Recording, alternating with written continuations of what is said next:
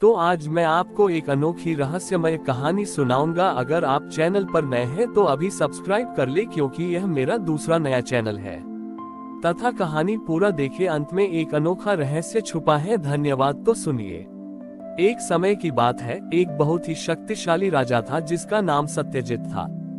वह अपनी जीत के लिए जाना जाता था और उसे अपनी शक्ति पर बहुत घमंड था। सत्यजित ने अपने राज्य में एक बहुत बड़ा सरोवर बनवाया।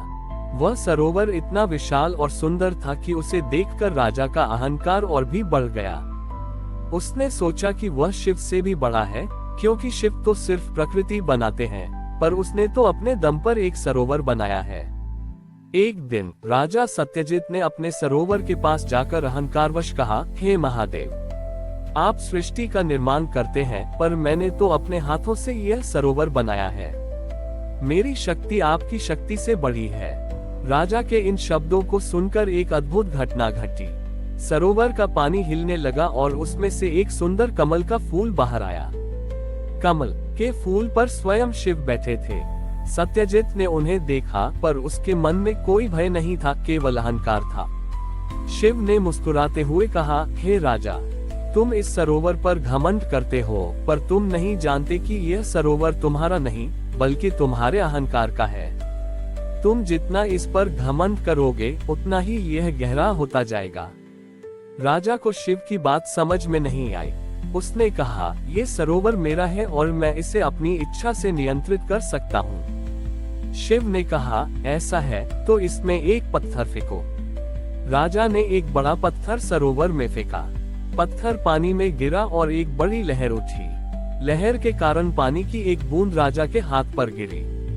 उस बूंद में राजा ने अपना चेहरा देखा, पर वह उसका चेहरा नहीं था। वह एक बूढ़े, कमजोर और गरीब व्यक्ति का चेहरा था। राजा हैरान हो गया। शिव ने समझाया, ये बूंद तुम्हारे अहंकार की है। जब तक तुम इस सरोवर पर घमंड करते रहोगे, तुम अपने वास्तविक स्वरूप को नहीं देख पाओगे। तुम्हारा अहंकार तुम्हें तुम्हारे असली चेहरे से दूर रखेगा। राजा को अपनी गलती का एहसास हुआ। उसने शिव से क्षमा मांगी और अपने घमंड को त्यागने का निश्चय किया। जैसे ही उसने अपने अहंकार को त्यागा, सरोवर का पानी शांत हो गया और वह फिर से अपनी परछाई देख पाया। उस दिन के बाद राजा सत्यजित ने अपने अहंकार को त्याग दिया और अपनी सारी दौलत गरीबों में बांट दी। उसने यह समझ लिया था कि अहंकार एक ऐसा बोझ है जो हमें सत्य से दूर रखता है, और जब हम इसे त्याग देते हैं, तभी हम अपने वास्तविक स्वरूप को देख पाते हैं। राजा सत्यजित ने अपने अहंकार को त्याग दिया और सरोवर से दूर चला गया। वह अपनी सारी दौलत गरीबों में बांट चुका था।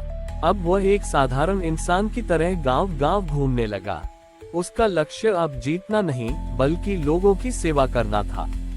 एक दिन वह एक सूखे गांव में पहुंचा, जहां लोग पानी की कमी से बहुत परेशान थे। उनके पास पीने के लिए भी पानी नहीं था। राजा सत्यजित ने देखा कि गांव के पास एक बड़ा तालाब है, पर वह पूरी तरह से सूख चुका है।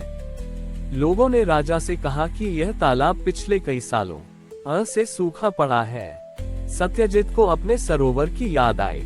उसे एहसास हुआ कि जब वह अहंकार में था, तब उसने एक विशाल सरोवर बनाया था, पर वह किसी काम नहीं आया। आज वह यहाँ है जहाँ लोग प्यास से मर रहे हैं। उसने गांव वालों से कहा, मैं आपके लिए एक तालाब खोदना चाहता हूँ। गांव वालों ने उसका मजाक उड़ाया और कहा, इस सूखे मौसम में तालाब कैसे खोदोगे? सत्यजित ने किसी की बात नहीं सुनी। उसने अपनी सारी शक्ति और ज्ञान को लोगों की सेवा में लगाया। उसने अकेले ही उस तालाब को खोदना शुरू किया। वह दिन रात काम करता रहा। उसकी मेहनत देखकर गांव के लोग भी उसके साथ जुड़ गए। वे सभी मिलकर काम करने लगे। कुछ दिनों बाद तालाब की खुदाई पूरी हो गई, पर तालाब में पानी नहीं था। गांव वाले निराश हो गए। तभी एक अद्भुत घटना घटी। आसमान में बादल छा गए और जोर से बारिश होने लगी। बारिश इतनी तेज थी कि पूरा तालाब पानी से भर गया। गांव के लोग बहुत खुश हुए। राजा सत्यजित ने देखा कि तालाब का पानी बहुत साफ और मीठा था।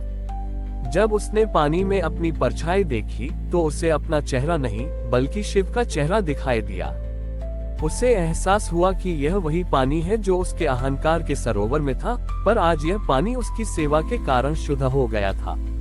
महादेव ने कथा समाप्त करते हुए कहा, पार्वती, जब राजा सत्यजित ने अहंकार में सरोवर बनाया था तो वह उसका था, पर जब उसने सेवा के लिए तालाब बनाया तो वह मेरा हो गया। सच्चा धन और खुशी अहंकार में नहीं बल्कि निस्वार्थ सेवा में छिपी होती है। महादेव ने कथा को आगे बढ़ाते हुए कहा, पार्वती, उस तालाब के बन जाने के बाद राजा सत्यजित उस गांव में ही रहने लगा। वह अब राजा नहीं था बल्कि गांव का सबसे सम्मानित सेवक था। उसने अपनी सारी शक्ति और ज्ञान का उपयोग लोगों की सेवा में लगाया। एक दिन उस गांव में एक दूसरा राजा आया। वह बहुत ही लालची और अहंकारी था।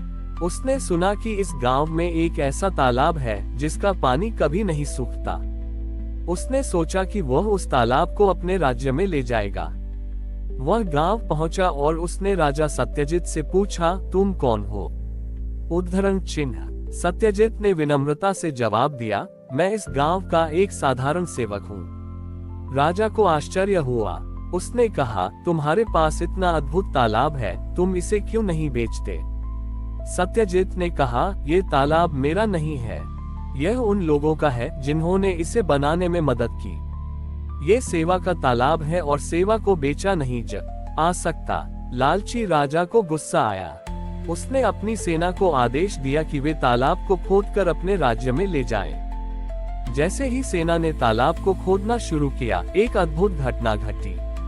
तालाब का पानी सूखने लगा और उसकी जगह एक विशाल रेगिस्तान बन गया। राजा और उसकी सेना हैरान हो गए। तभी एक आकाशवाणी हुई, ये तालाब तुम्हारी लालच के कारण सूख गया है, ये सिर्फ सेवा करने वालों का है। राजा को अपनी गलती का एहसास हुआ। उसने सत्यजित से क्षमा मांगी और अपनी सारी दौलत गरीबों को दान कर दी। उसने ये समझ लिया था कि सच्चा धन दौलत में नहीं बल्कि निस्वार्थ सेवा में छिपा है। महादेव ने कथा समाप्त करते हुए कहा, पार्वती, ये कहानी हमें सिखाती है कि जब तक हम अपने अहंकार में रहते हैं तब तक हम जीवन के सरोवर को नहीं देख पाते। जब हम निस्वार्थ भाव से सेवा करते हैं तभी हम जीवन के उस सरोवर को पाते हैं जो कभी नहीं सूखता। हमारी और भी आध्यात्मिक एवं अनोखी कहानियाँ देखने के लिए हमारे चैनल पर जाएं तथा धार्मिक एवं पौराणिक अनोखी कहानियाँ हमारे चैनल पर है। कृपया जाके देखें तथा हमारे चैनल को सब्सक्राइब करके रखें और वीडियो लाइक जरूर करें। धन्यवाद।